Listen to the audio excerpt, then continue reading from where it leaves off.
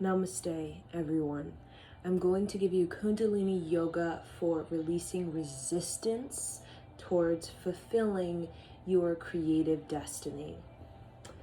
Your creative destiny is your highest fulfillment in this lifetime. Creative destiny has to do with your mastery of the spiritual, mastery of the material.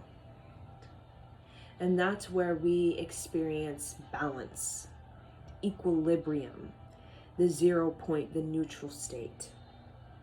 And that's where the creativity begins to develop, and we begin to embody this creative energy, this sort of exalted, ecstatic state of being on earth while connected to the spirit. So the resistance towards fulfilling the creative destiny shows up as, I am not good enough, I am too weak, I am too far gone, opportunities will be presented to you and you will sabotage, you will delay, you will say, now that's not for me, even though you know in your heart that that is going to unlock a greater life force within you, right? So all the time we are being given opportunities, right? Subtly.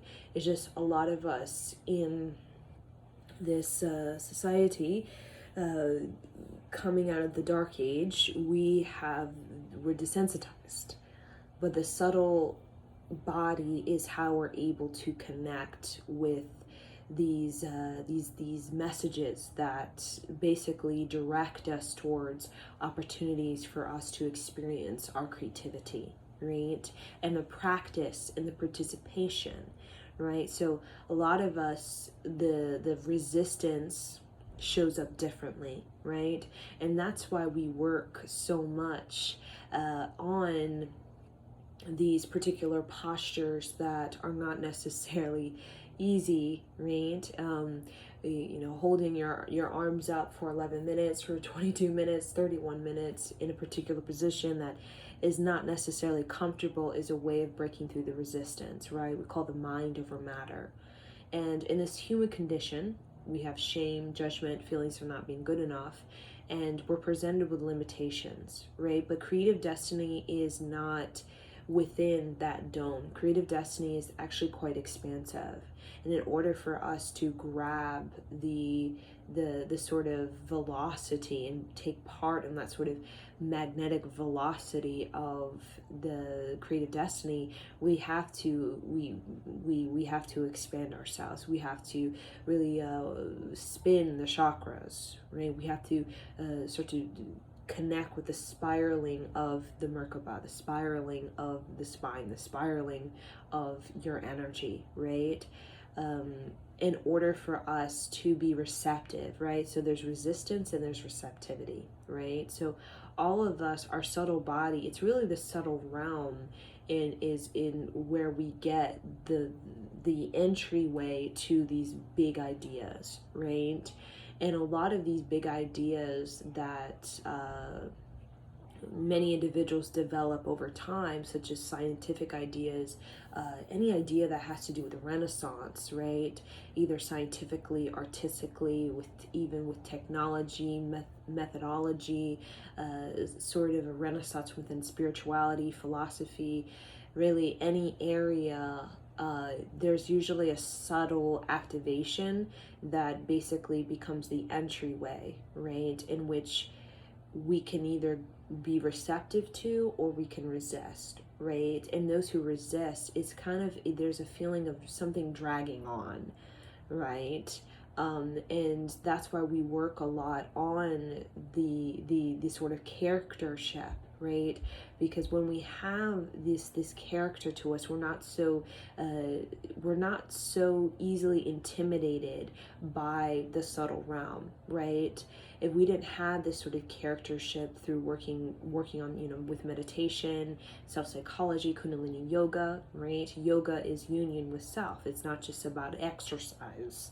It actually is about you're developing a character, right?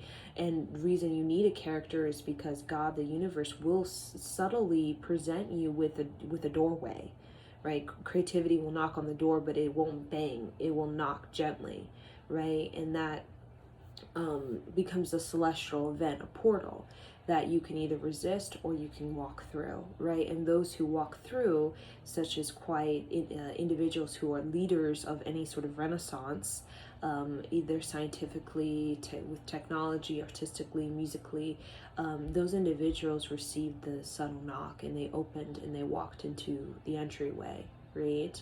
And they began to develop, participate, practice over many years. And that subtle sensation that moved through the body now becomes an actual experience of one's own creativity, one's own skillfulness, or one's own idea being brought into an invention or some kind of innovative, you could say, apprenticeship you have with that imagination or that sort of idea that's given to you, right? So the resistance we have, it shows up in ways where we make excuses, right? We make excuses. And that's why when we do Kundalini yoga, meditation practice, it actually can seem like you're putting a lot of pressure on yourself. Because sometimes you need to put the pressure on yourself, right? In order for you to basically learn the kind of quality of energy you need to have in order to respond to the pressure of life. So it's almost like we're preparing for the pressure of life, right? Either it's the pressure of love or career or whatever it is, because the pressure of life needs to be met with the pressure we have on ourselves, right? So, the pressure we put on ourselves, in the way it cracks us open, we can feel like we're breaking down, collapsing. Really, we're cracking open and connecting with a deeper energy, right? So when you feel the pressure, a lot of times you'll see a meditation practitioner of meditation or yoga. You'll see them breathe in very deeply, exhale very long. It means that they're tapping into a deeper energy, because the pressure that is on the psyche, it demands that they need to basically access the reserve of energy, right? So life, we know, is very demanding on us, right? In order to kind of meet that and not be intimidated by that, so that we can really crack open life instead of just kind of be in a state of repelling it, these type of energies in life that are actually there to help us be more creatively expansive, is we do need to put the pressure on ourselves to actually show up and to participate and to practice, right? Because all of life in the desire, we talk about the wishing is like a child's mind. The wishing is, I want to learn something new. The wanting is, now I am learning. You know what I'm saying? So the wishing is, I wish to learn. And then the kid is presented with an opportunity to go to school. And the wanting is, now I want, right? I am actually learning now, right? Which is about you participation, a practice. So this is an ancient old philosophy that human beings will continue to deal with for the remainder of, I guess, humans on planet Earth, right? And in that sort of practice, participation and showing up, right? We put the pressure on ourselves, just like when you do homework, right? You're putting pressure on yourself, right? But the whole collapsing and breaking down and I can't handle it is basically an indication that you need to access a deeper energy within yourself. And the only way we can access a deeper energy within the self is that we definitely need to work on the creative movement in the body, right? The creative movement, the creative maneuvers with the body and the mind, right? To access the spirit, right? Because at the end of the day, when the pressure is really high on you, it's the spirit that really alleviates and how you're able to recover, right? We can call it the spirit of the land, the spirit of your ancestors, the spirit of that particular state. What is it we call the delta state, I believe, when you're sleeping, right? That's the spirit state, right? And then the sleep is where we have the most recovery. Sleep is where our parasympathetic dominance gives us the opportunity to thoroughly heal. Like the whole system is just checking for what is too heated, and it'll cool it down, right? For what is too cool, you warm it up, and that's what happens in the sleep, right? So, many times you'll see people, sometimes it's like in the middle of the summertime and people are shivering, right? Because in that sleep state, you're receiving a major healing. Or it could be in the middle, it could be like the middle of winter and people are like sweating, right? Because the healing is happening within you, right? So the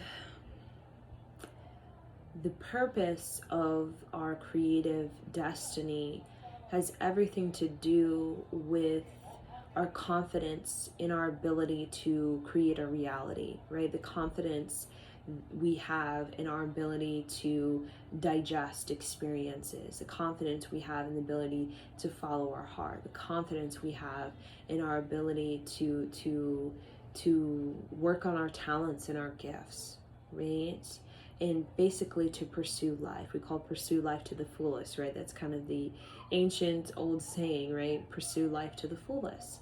But for us to do that, we definitely do need to build up a character, caliber, and a commitment, right? And resistance comes from that human condition, that the shame, judgment, feelings of not being good enough, where basically we can make all kinds of excuses, we can make all kinds of reasons why I shouldn't show up, or why I shouldn't do this, or whatever it is, right?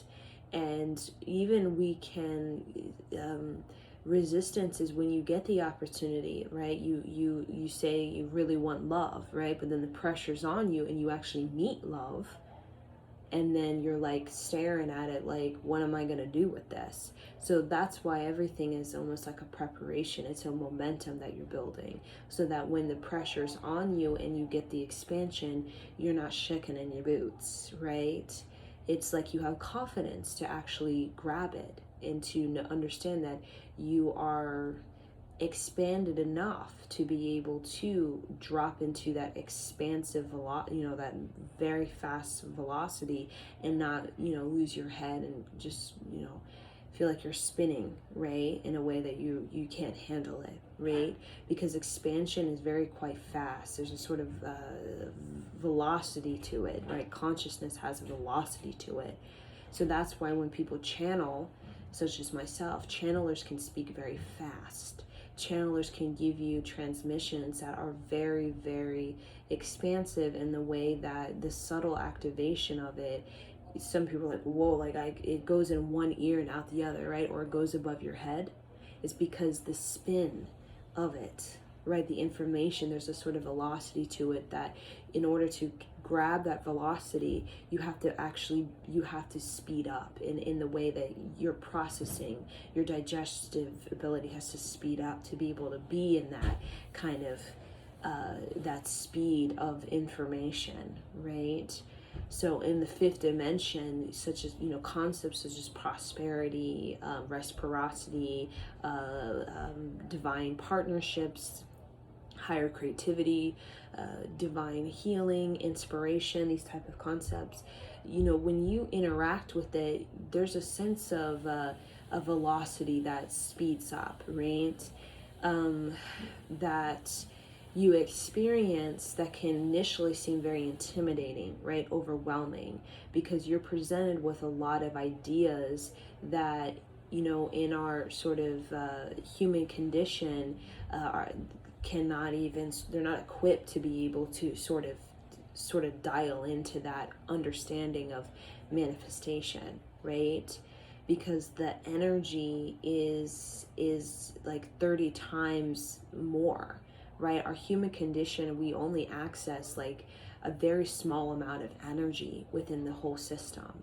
But the fifth dimension and these concepts belonging to the fifth dimension that you access when the mind over matter, which is the speeding up of the mind, right? To the point where the spirit and the material are exactly like in sync, right? Where you talk about you think of something and you're able to manifest within a particular window, right? Of a moon phase, right? A moon cycle, you're able to manifest something, right? That's the kind of fifth dimension, right? Where it's the spirit and the physical are actually joined. So in the human condition, we only access a certain amount of energy, right? And when we access more of that, it's like our system is like overload, right? But these higher energy that's being downloaded is actually there to actually expand us so that we can be able to handle the pressure of, let's say, you really want true love, that's your greatest wish. But then the want, which is, the other side of it, is you have to learn. You with true love, there's something you have to learn, and that learning experience may initially not seem so easy to you, right? Because this true love or this life partner, it actually presents ideas, even concepts, and even reality that you might not be necessarily equipped to, or necessarily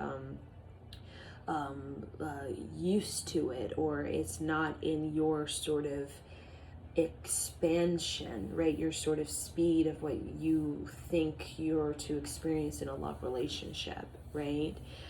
So that's why we have the kind of pullback, right? When people have this, there's this breakthrough or this opportunity, right? Either that, they've wished for love since they were 15, they find, they have this love, but it's like they don't know what to do with it, right? Because the velocity of that love relationship is accessing a really expansive, grand energy, a grand creativity that we are not prepared for, or we don't feel prepared for, right? So then we, kind of stick with our guns, the human condition, and then just kind of, well, it's not for me, right? That kind of thing, right? And then we, it's not the time, but when you get into this, this velocity of these, concepts of the fifth dimension, such as prosperity, reciprocity, higher creativity, divine healing, you realize now is the time,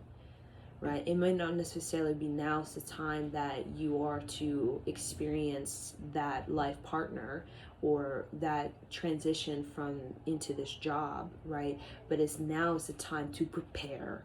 Now's the time to look at your future self and reverse engineer, right? Now's the time to actually build up the character you need, so that when you do transition into this this, you could say, more evolved state, or when you transition into this this new career and this new love relationship, it's not so much of you have confidence to be able to look at the opportunity and be like, yes, rather than I'm not so sure anymore, right? So the resistance can be the pullback, can even be this sort of dancing with the idea of expanding ourselves in any way. That could be a career, it could be a relationship, it could be a mindset, it could just be a way that we dress, right?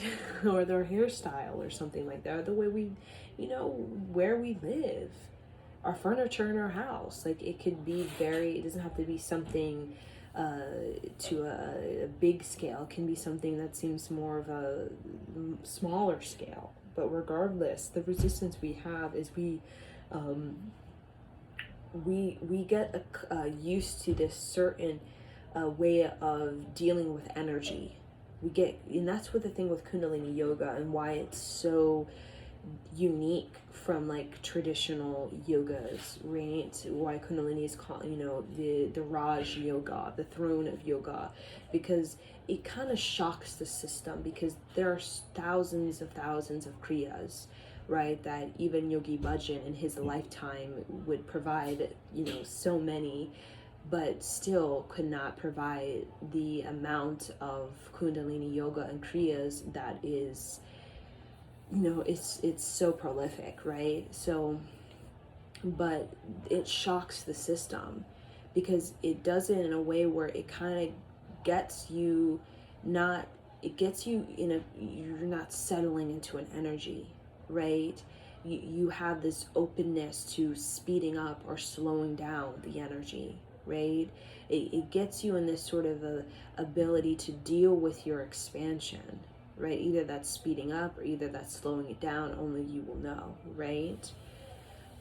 So when we have a direct relationship with our expansion in the mind over matter, the breath of life, that's when we can deal with the pressure of our wanting, right? And be able to have the energy adaptivity to go with it, right?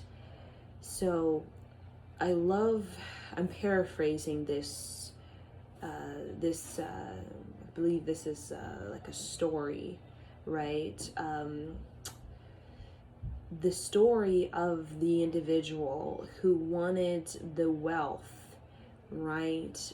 The wealth of the universe to be draped in it, right? And what happened in the story is that the wealth just kind of popped up, landed on them, and basically killed them, because the wealth was so heavy that it literally was like a monolithic sort of stone, big stone, just falling on top of him, and all the gold and stuff like that, the jewels, the gold, the diamonds, I mean, nearly crushed them, right? And that's kind of a story that has to do with the wish and the want, right? The want has everything to do with our participation and our strength, right? So, we say, I just wish for true love, real love, life partner, but that's going to require you to have a strength of your heart, right? We can say, I want this, I wish for this type of, money.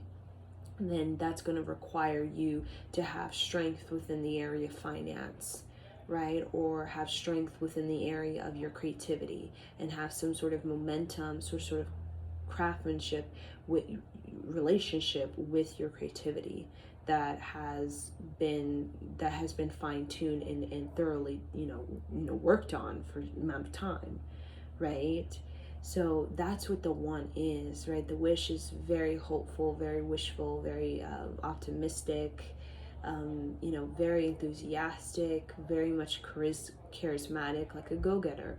But the want is everything to do with our ability to face resistance. And that can be, for example, being dyslexic and having to take an English course and having to write a paper that is maybe 7 pages long, and the dyslexia is a resistance in the whole idea of what dyslexia is, right? Which is a disability, right?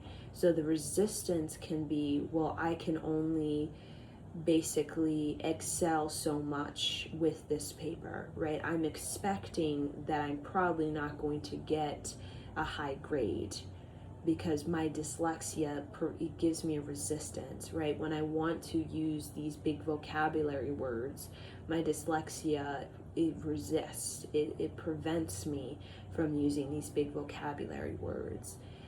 But the thing with Kundalini yoga, and why it helps with all, sort of disabilities, if when we think of dyslexia or even, ADD, ADHD, and these type of resistance to really expanding ourselves. Because let's say we've only written a 4-page paper, and all of a sudden we're 7-page, right? That is a major expansion. That's a pressure. And a lot of times we deal with pressure through just anxiety, right? Or I'm collapsing, or I'm having a breakdown, or I can't handle it, I don't want to do it, it's just too much, right? And then we spend more time delaying, and then not really focusing, that we miss the opportunity, right?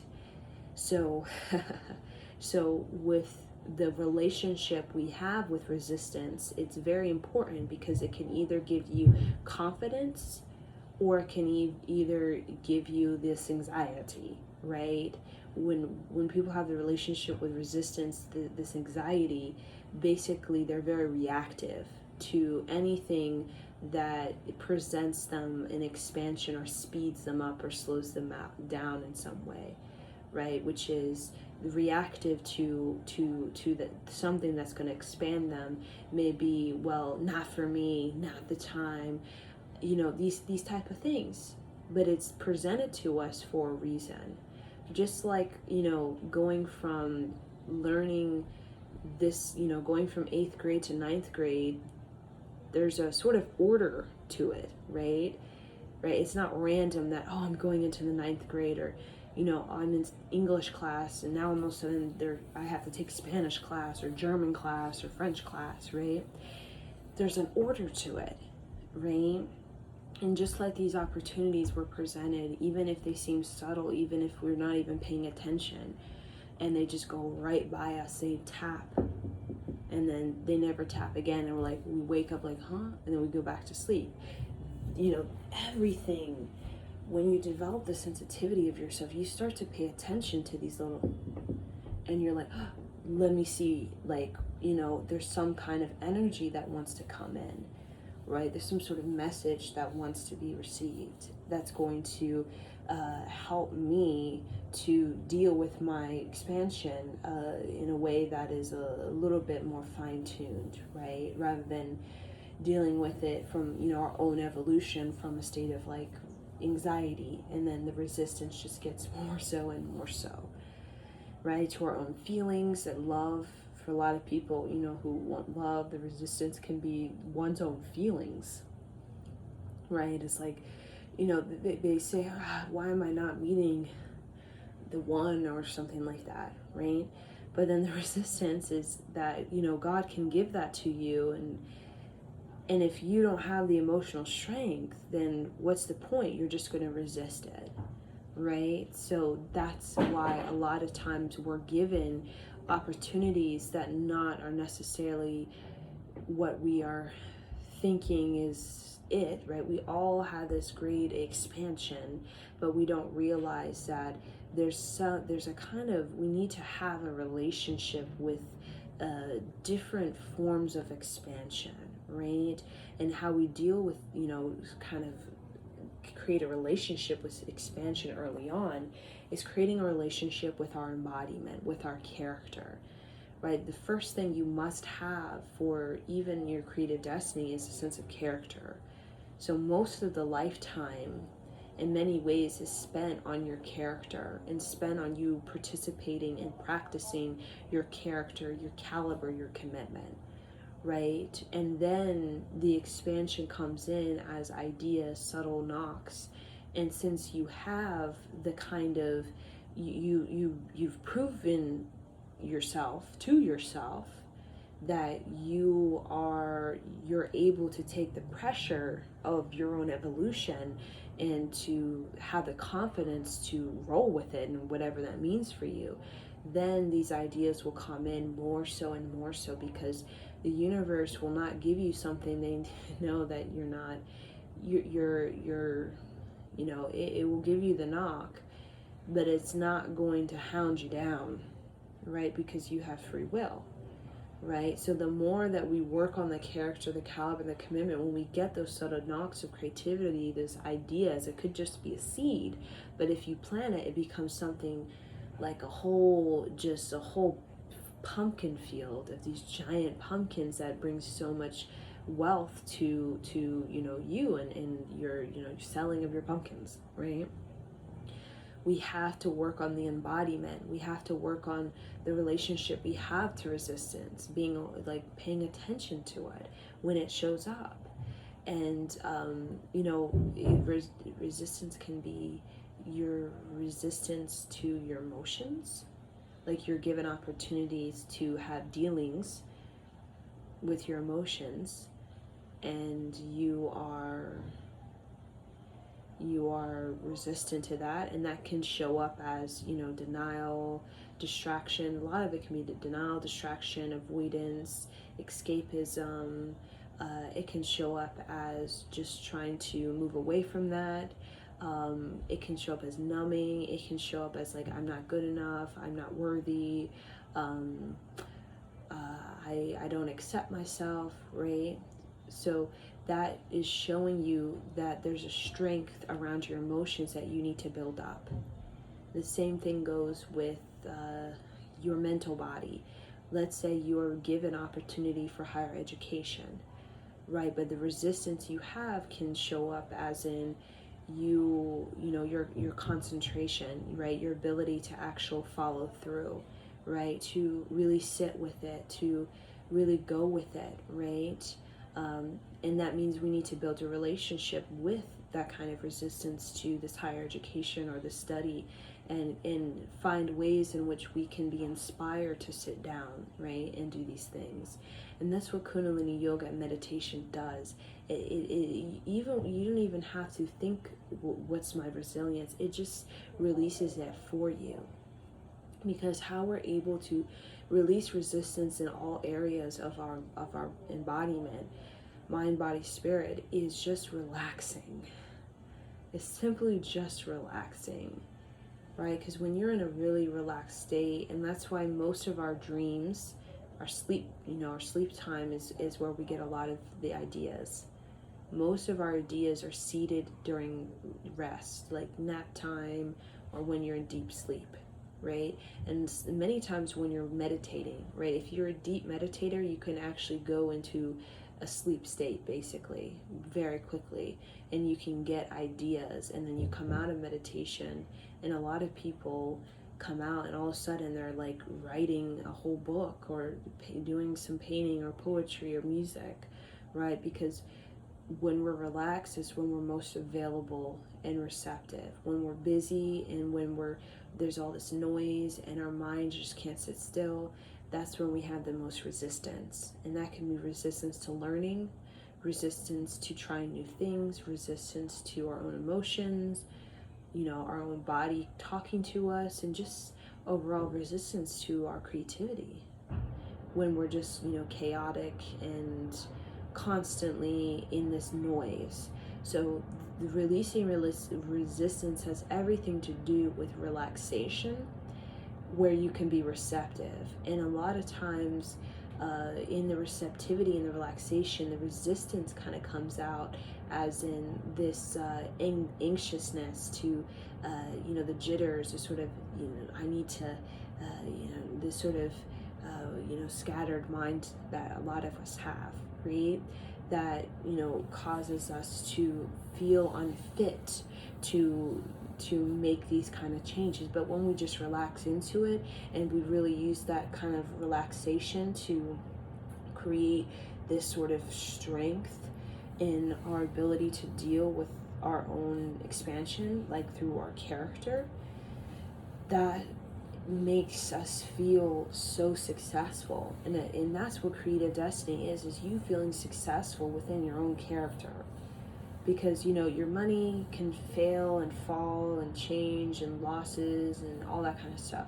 Even your spirituality, you can completely change spirituality. You're Buddhist, then you're into Hinduism, then you're going into the Taoist, and then you're going into Muslim, or your Christianity, and then you're exploring all Islamic, like all these different spiritualities within you may completely be revolutionized, right? But the character is our ability to be confident with it, right? And that's why when you see people, for example, with their own spirituality transition from, like, let's say you're a Catholic and then all of a sudden you could become a Sikh, that's a major revolution, right? That seems quite rebellious. But what makes people really relaxed about it, and they're like nonchalant, like, yeah, I'm Catholic, but now I'm like a Sikh and I'm okay with it, right? They're just kind of cool, is because they're confident about their character, right? Their character, because they've been working on that character, which is your relationship with your expansion, your relationship with your creativity, your relationship with energy, and going where energy is creating a movement of inspiration. And that movement of inspiration will lead you to different areas of your life experience, right? So the movement of inspiration, and you may gain the download in for example, you're Catholic, and then all of a sudden you get the little subtle knock, right? And you answer it, you let it enter in your life, and all of a sudden you're getting this motivation to the seek, right? And you follow that, and it gives you a sort of additional download into your consciousness that helps you to become fuller within your embodiment, right? And that's why we're drawn to different things on this diverse planet, is because we want to have a fuller embodiment, right? And there's nothing fuller than embodiment than somebody who was like a Catholic, and then now is a Sikh, or now is a Buddhist, because there's a quality of you can say, of the mind, the fine-tuning the mind by taking on these different perspectives or philosophies or religions, right? Because what it does is it moves the mind to think in ways that are more adaptable, flexible, and also the sovereignty of the mind. So with our resistance, we're going to work releasing it. We're going to work on the relaxation of the body, right?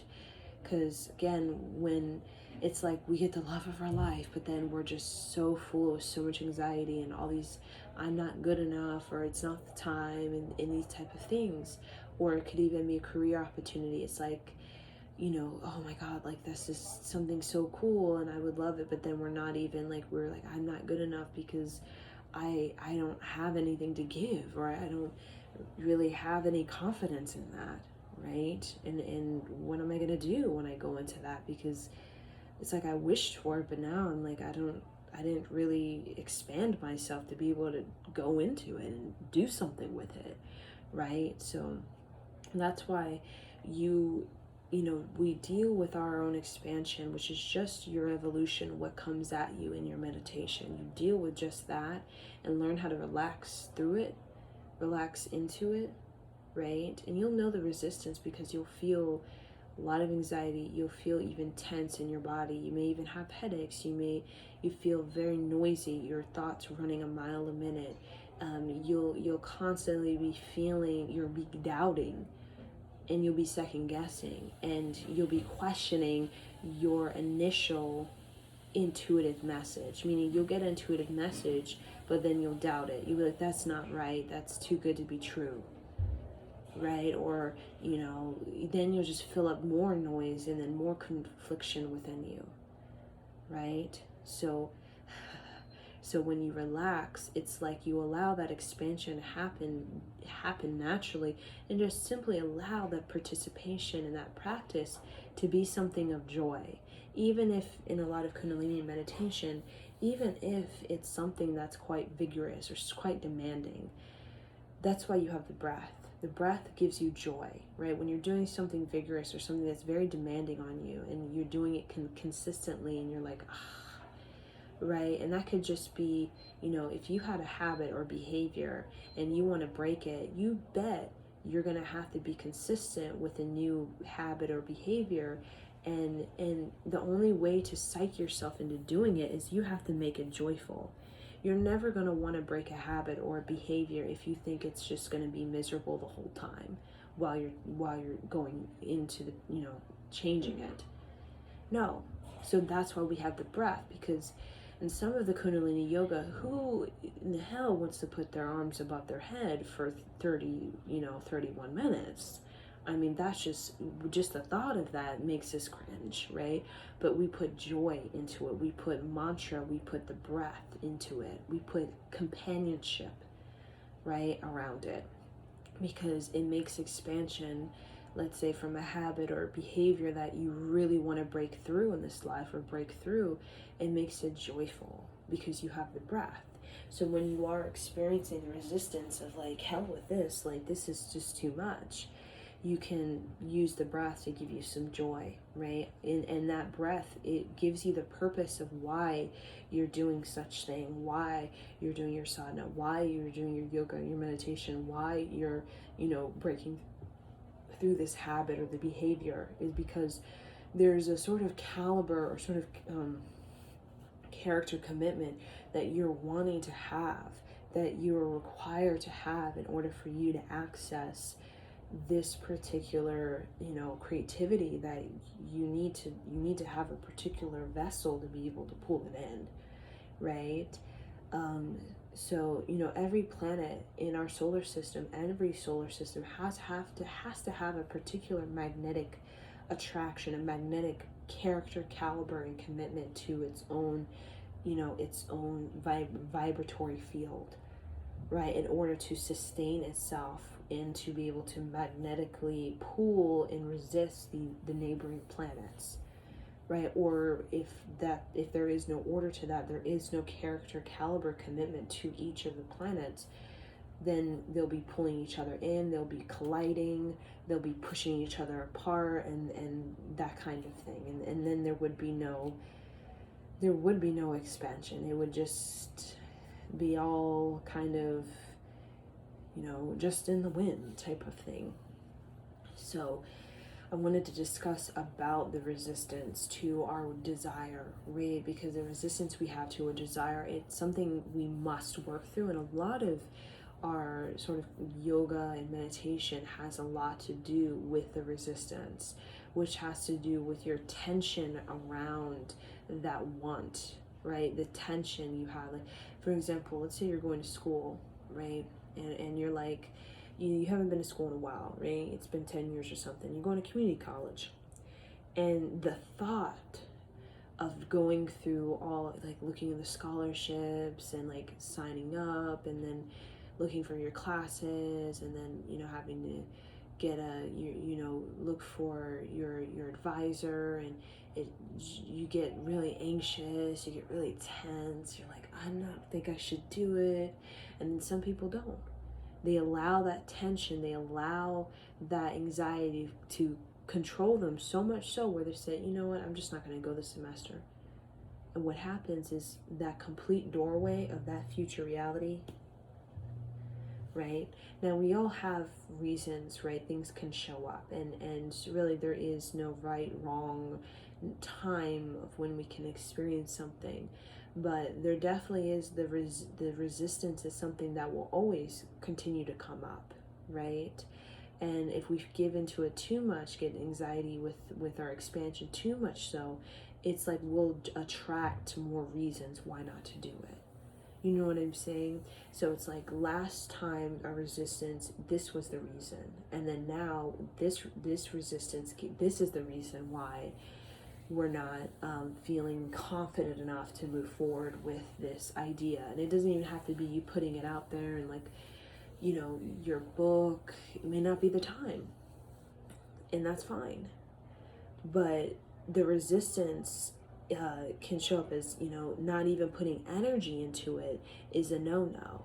You want the momentum. So even if you don't go to school that semester, the momentum is you're preparing, you're setting yourself to be even better for when you show up in the next semester.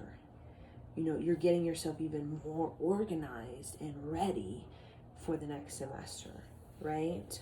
So dealing with our resistance has a lot to do with dealing with our own confidence to be able to, have a relationship with with resistance.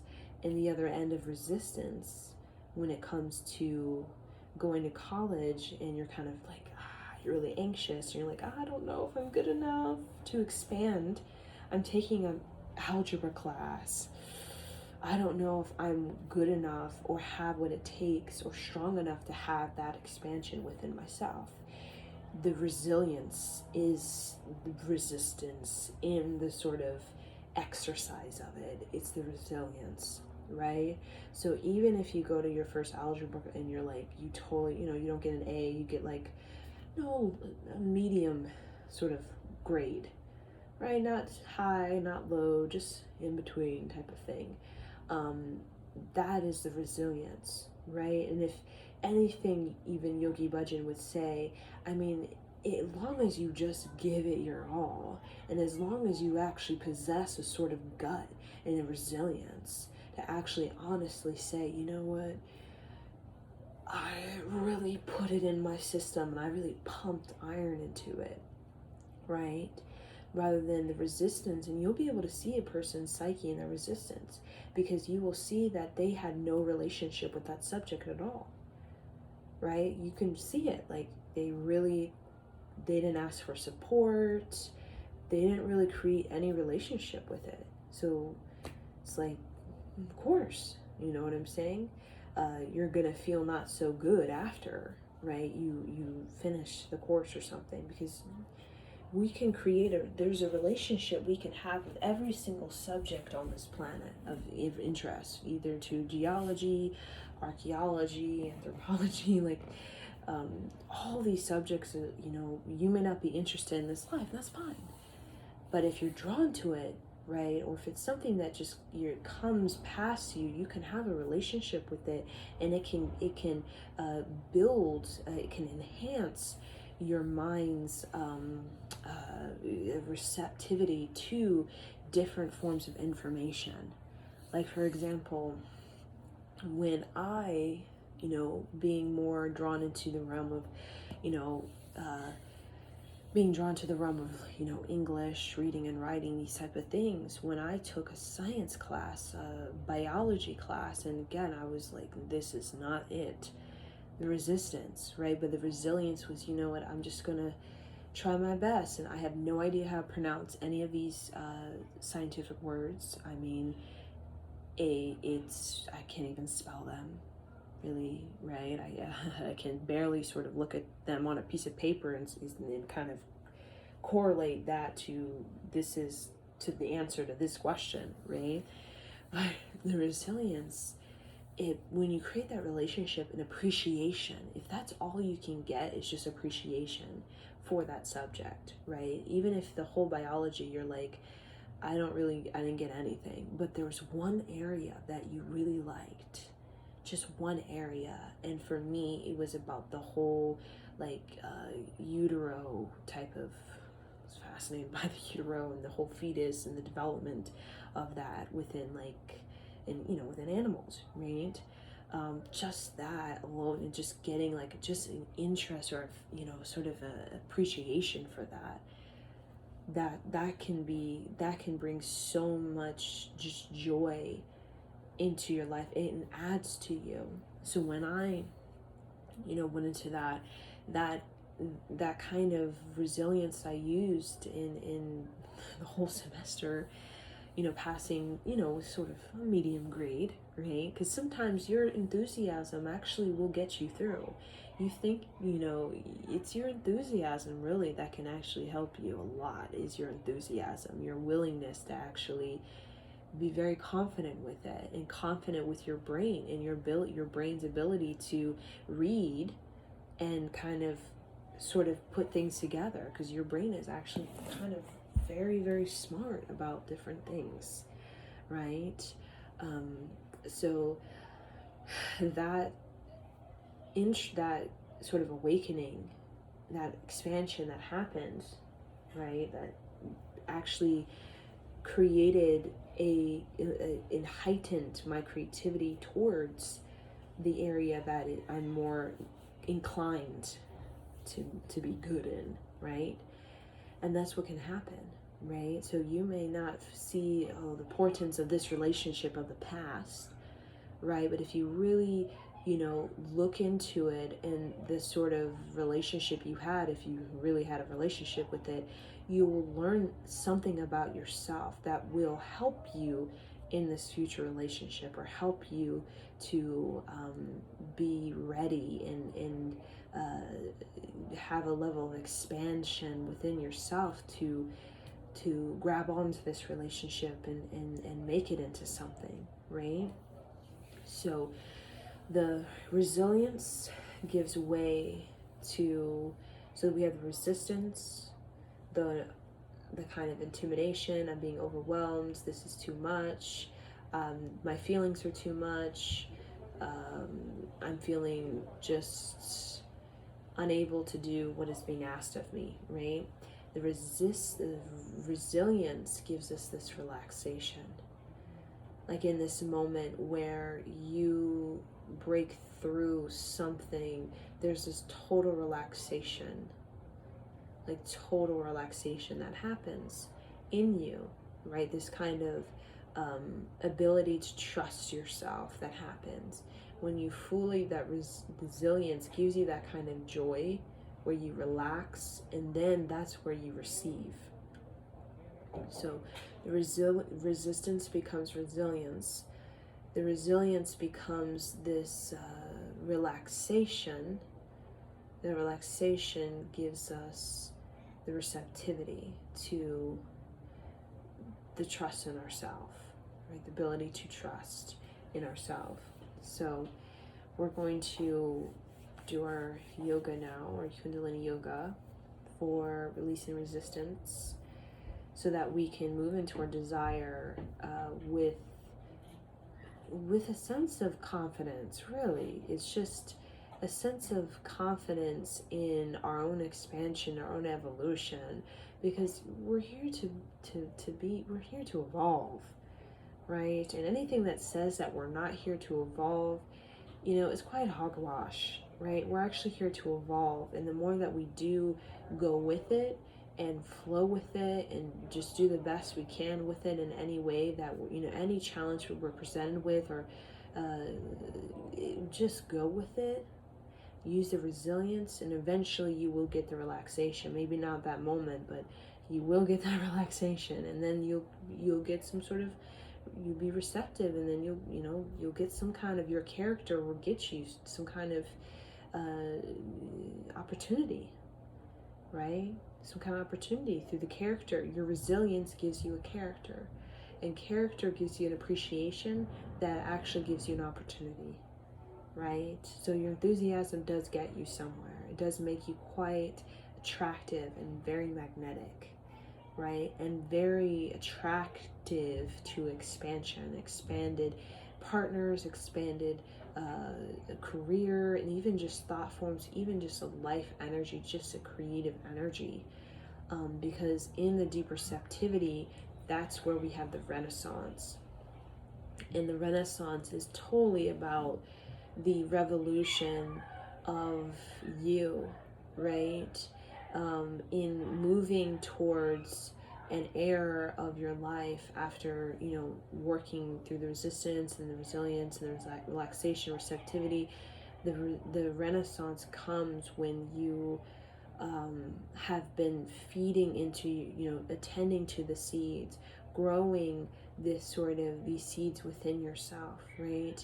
Of your potential, and following it through and caretaking for it, right? And that's when you see the kind of, right, this sort of great enthusiasm, this great faith, and this great sort of dedication that really shows up as the creative destiny. When you see that kind of renaissance in somebody, you know that they have navigated through resistance within their own self and their own life, and in their childhood and society and culture and ideology, and all the kinds of setbacks and delays, and all the kinds of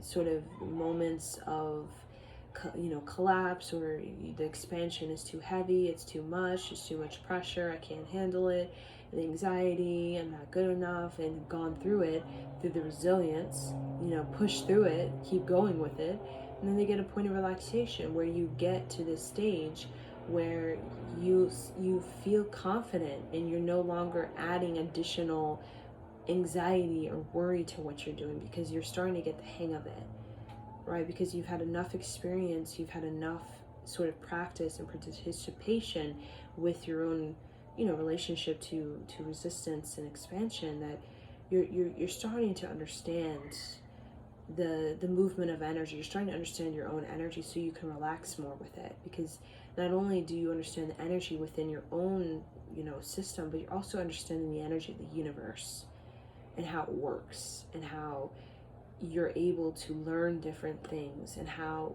the kind of character you've developed to be able to go into these different phases of your life with a sense of gut, because you've been doing it, right? So it's like, okay, I've kind of, I'm kind of getting it now, right? I don't need to exert so much energy into trying to want, because I'm starting to get how the energy works with the universe, right? Because I had the character. Once you have the character, you really don't need to be doing no slave your way to get something, or whatever it is, because the character is really what you've always wanted, because the character implies that whatever change happens within you, and whatever expansion you're presented with, a little subtle knock, right? You have the access to your creativity to be able to roll with it, right? And invent your way through it. That's what a renaissance is, we don't have these solutions to these, why the stars like this, why the trees like this, right? And the Renaissance is the kind of, we invent our way through, right? We invent our way through. The creativity is the imagination that gives us the vision, that gives us the kind of information, right? You play with that imagination, you play with that vision, all of a sudden you start to get information to that reality, and how that reality functions, and how it works, and how you can play a part in it if you choose to, right? So when we're looking at the stars and we have no idea what the stars are, the imagination gives us a vision of these stars and what they possibly could look like, and we may journal them out, like, are they rocks? Are they dragons? What are they? Right? To the vision gives you information, gives you reality of, download, right? Oh wait, it's actually a star. These stars are a sun, basically like in our solar system, right? And there's infinite ones of them with their own solar system, right? And it just comes to you because you're connected to the core of the universe. You're connected to information of past and distant future, right? So that's what happens when we use our imagination and our vision, is we can literally, in that receptive state, receive information, and then you get visions of it, and then you invent your way into these solutions, right? Just like Nikola Tesla and Einstein and Da Vinci and Pablo Picasso, right? Basically, they had no idea in many ways what they were doing.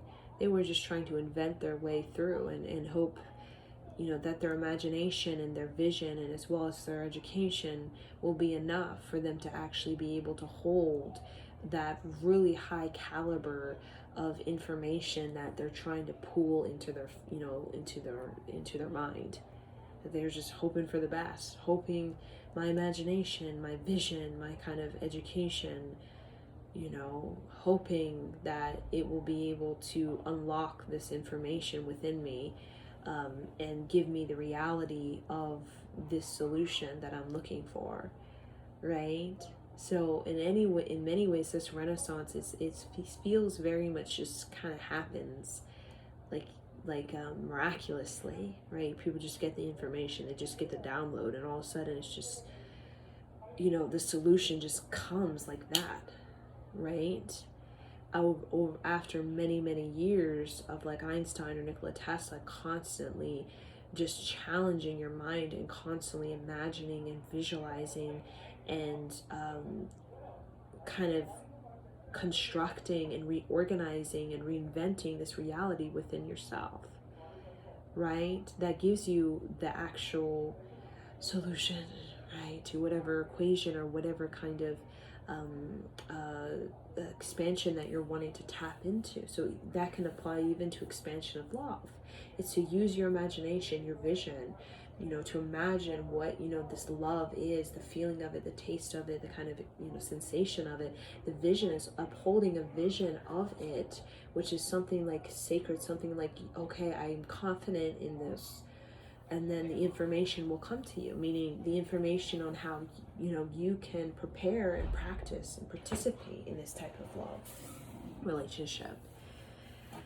So, it's like, whoa. And then the reality, right? You get the information. The reality is when you start to see that you're relaxed about it. When this love relationship happens in your life, you're relaxed about it because you've already set yourself up for success with your character, right? And a lot of things is before you even get the download of like Nikola Tesla and his kind of technology of some future Earth.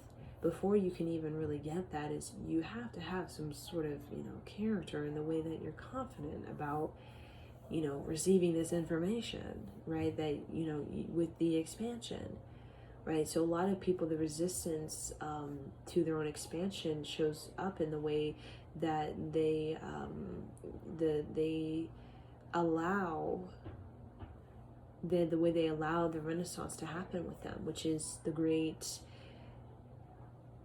evolution of their thinking and feeling and sensations, right? That we really are hungry for. That's your creative destiny. And that's why these people, Nikola Tesla, Einstein, Da Vinci, I mean, some of these people were straight up broke. Some of these people, I mean, they went through a lot of resistance. Like some of these people like straight up were in jail, prison for their ideas on, their in space and space travel, and the sun is, the center, and Earth is not the center of our system, right? And there's a lot of resistance, and some people spend almost a majority of their life in the resistance, but the resilience is how a lot of these people able to, crack it open, right? Crack it open. And the relaxation is the renaissance comes in. And that renaissance comes in the moment where you are completely in this elegant, graceful state of, whoa, this character I've built over many, many years of this resistance with my own expansion and having to uphold a level of resilience has granted me this kind of expansion of creativity within the channels of my own embodiment.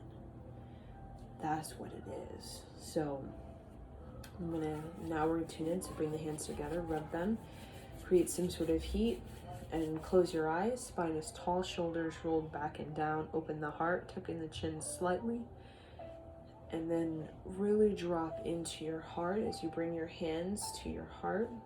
Bring the thumbs to the sternum.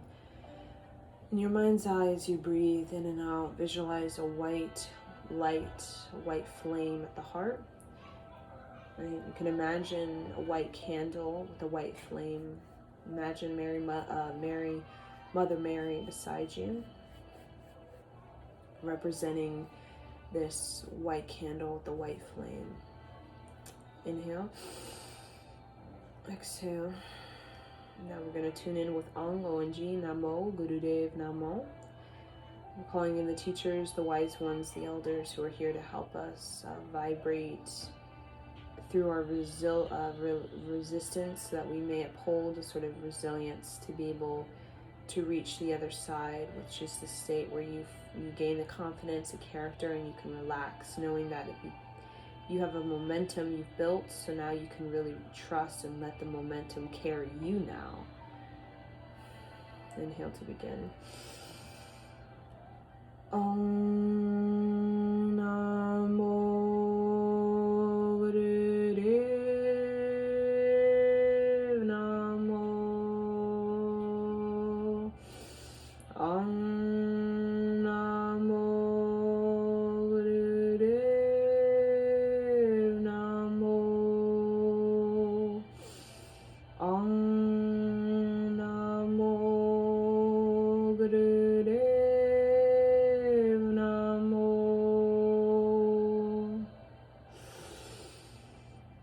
hold the breath. Press the tongue on the roof of the mouth. Squeeze it up and in. Exhale. Now imagine 4 pillars of light around you. As you spin the energy clockwise with each sound, imagine a royal blue flame spinning very fast clockwise around you. To the right, behind you, to the left, ahead of you, as you are seated in a royal blue flame, flaming from the perineum all the way up the spine like the trunk of a tree, all the way up to the 10th gate that are 4 feet, 8 feet above the head, going back down into the soft spot of the head, into the pituitary gland, into the thyroid, the thymus, going all the way to the adrenal glands, going down into the center of the earth star, going back up into the heart, and then out into the auric field that spins magnetically. Inhale to begin protection mantra. Adgarename, Jagadgarename, Sadgarename, Siddhi Gadare Vename. Adgarename, Jagadgarename, Sadgarename, Siddhi Gadare Vename. Adgarename, Jagadgarename, Sadgarename, Siddhi Gadare Vename. Inhale. Hold. Press the tongue on the roof of the mouth. Really visualize the white flame of the heart. And then around you, the blue flame. See the 2 flames. Exhale. And then we're going to do cat-cow. So inhale through the nose, exhale through the nose, so that you can really unlock the spine and really awaken the brain as well. Cat-cow awakens the brain so that you can start to feel more creative in your choice and just in your ability to receive downloads, celestial downloads just naturally, right? Opening up that energy so that that creative imagination can just become so heightened and enlivened, and that will help you with all problem solvings when it comes to English, when it comes to science.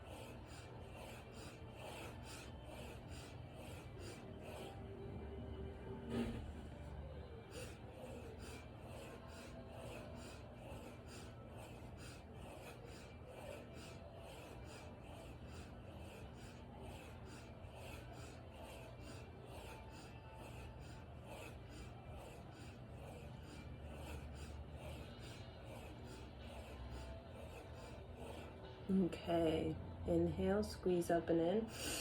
Press the tongue on the roof of the mouth, really stick the butt out, open the throat, shoulders rolled back and down, open the heart. Exhale, around the back, squeeze, belly button to spine. Then inhale through the nose, exhale through the nose as you come down into a child's pose, bringing the forehead to the earth. And really you can bring your prayer deep into the earth to really pull up the energy, a deeper energy that you're required to have as you sort of begin to magnetically pull in these higher vibrating terms such as prosperity, reciprocity, higher creativity.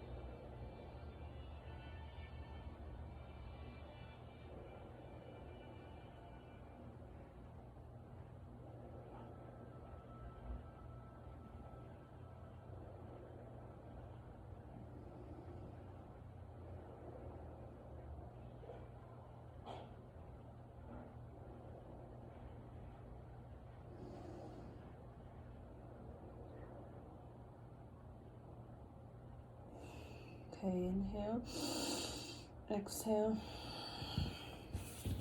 and then come seated on your bottom.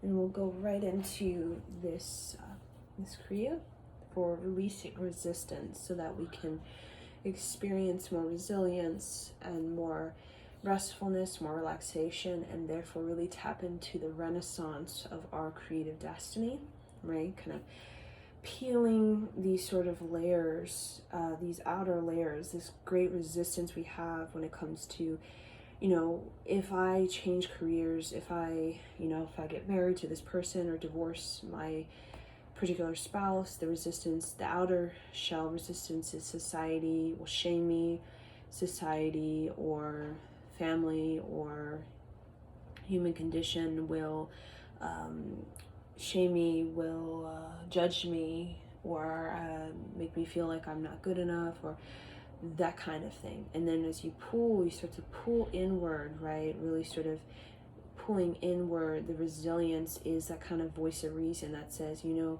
I have to have the confidence to do this, right? This is a part of my fulfillment. This is a part of my creativity, right? I must practice. I must participate in this new thought, I must take this journey. I must leave this job. I must, participate in this type of relationship, even though it's something that it's really expansive in a way that may not be comfortable for those outer external human conditions and also internal human conditions that have a lot of sort of a repelling of expansion, right?